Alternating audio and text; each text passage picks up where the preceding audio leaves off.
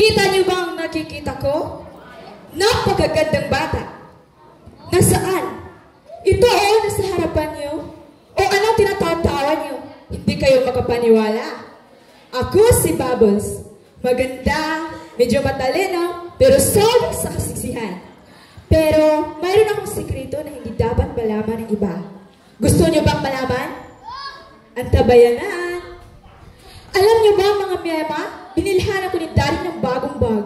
Tingnan niyo naman, no? Ang ganda. Wow, girls! Ang swerte mo naman. Ang ganda-ganda ng bag mo, girl. Hats of you po.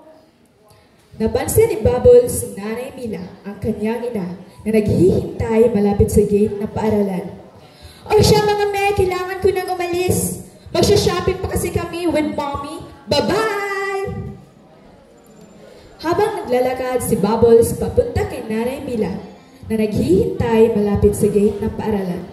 Tumingin-tingin siya sa paligid, umaasang walang may nakakita sa kanila. Nay, bakit ba kayo pumunta dito? Paano kung may nakakita sa inyo? Ano na lang sasabihin nila sa akin? Paano ang image ko? Ay, Bubbles, anak, pasensya na. Kamusta pala ang araw sa eskwela? Okay lang naman po, Nay. Pwede po bang bilhan niyo ako ng bagong cellphone? Yung latest model sana, yung may Apple na logo. Halos lahat ng kaklase ko meron na eh. Nakakahiya naman kung ako lang ang wala. Anak, alam mong sapat lang ang kita ng tatay mo para sa pang-araw-araw natin. Bakit po ba kasi ganito ang buhay natin, Nay? Bakit mahirap maging mahirap? Nagpatuloy si Bubbles sa pagpapanggap. Isang araw, dumating si Tatay Pedro. Bubbles, anak, ano nga yung pinapabili mo? Cellphone po ita, yung may Apple na logo. Yung may kagat. Ako na lang kasi ang wala nun eh. Sige anak, gagawa natin ang paraan. Habang naglalakad si Bubbles pauwi, nakatanggap siya ng tawag mula sa kanyang ina. Bubbles, wala nang itay mo! Ano po? Bakit? Anong nangyari? Nasasaan siya habang nagmamalayo pauwi mula sa pagbili ng cellphone mo. Pakiramdam ni Bubbles ay bumagsak ang kanyang mundo. Ang cellphone na pinangarap niya ay siya rin pala ang magiging dahilan kung bakit mawawala ang kanyang ama. Patawad po, Inay, nang dahil sa akin na wala po si Itay. Anak, ang tugay na halaga ng isang tao ay hindi nababase sa mga material na bagay. Ang tunay na yaman ay nasa pagmamahal at suporta ng pamilya. Kinabukasan sa eskwelahan, lumapit si Bubbles sa kanyang mga kaklase. Dala ang bagong cellphone at bag.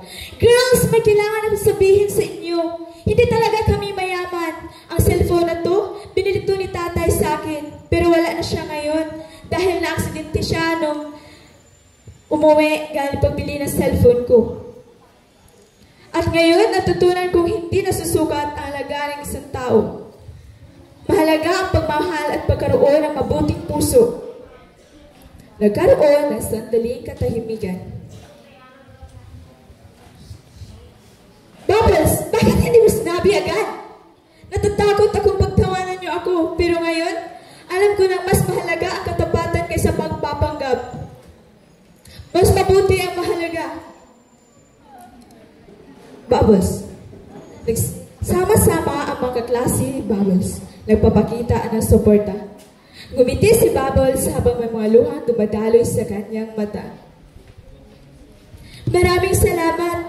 Ngayon, alam ko na hindi nasusukat ang mga material na bagay.